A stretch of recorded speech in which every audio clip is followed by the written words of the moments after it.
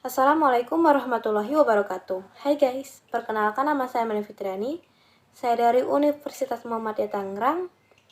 Di video kali ini, saya tidak akan menjelaskan tentang grand teori akuntansi.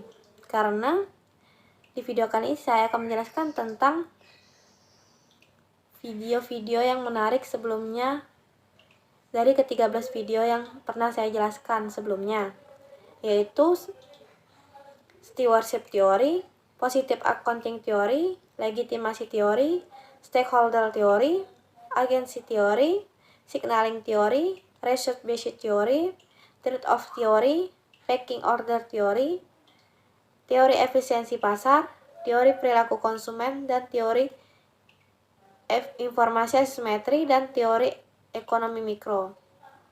Menurut saya yang paling menarik dari 13 video ini, saya menarik ke teori ekonomi mikro.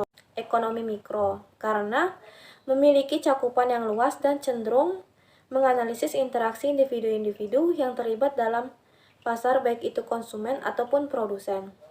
Ekonomi mikro juga sangat berperan dalam memproduksi harga, merancang strategi suatu perusahaan ke depannya.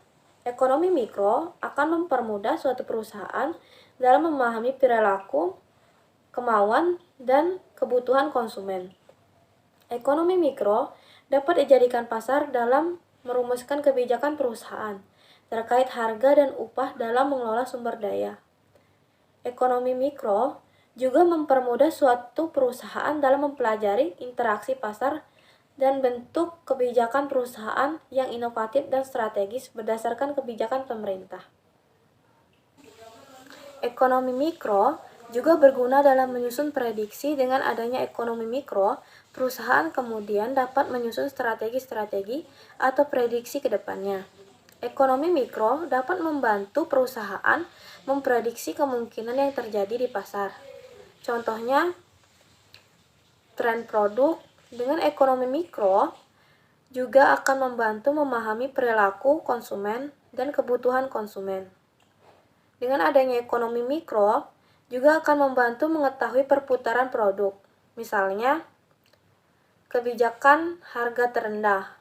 Yang dimaksud dengan kebijakan harga terendah yaitu kebijakan harga terendah diterapkan ketika dalam kondisi jumlah penawaran yang lebih besar dari jumlah permintaan, sehingga menyebabkan penumpukan produk dan tidak semuanya masyarakat akan membeli produk tersebut, sehingga kemudian produk dijual dengan harga yang murah. Di sini pemerintah berperan dalam menetapkan batas minimal harga produk tersebut. 2. Kebijakan harga tinggi. Yang dimaksud dengan kebijakan harga tinggi yaitu kebijakan harga tinggi ditetapkan ketika kondisi pasar mengalami ketidakpastian harga, yaitu melonjaknya harga menjadi sangat tinggi. Kebijakan ini kemudian dapat terjadi karena jumlah penawaran yang rendah semakin rendah sehingga jumlah permintaan meningkat. Pada keadaan ini, maka stok barang yang sangat kurang sehingga para konsumen ingin membeli produk tersebut untuk kemudian diperjualbelikan kembali dengan harga yang tinggi. Contohnya pada harga BBM yang semakin meningkat. Namun stok BBM menjadi langka dan sulit untuk mendapatkannya. Pemerintah berperan untuk mendapatkan harga maksimum karena permintaan konsumen yang melonjak. Mungkin itu saja yang dapat saya sampaikan. Lebih dan kurang saya mohon maaf. Semoga video ini dapat bermanfaat bagi kita semua. Wassalamualaikum warahmatullahi wabarakatuh.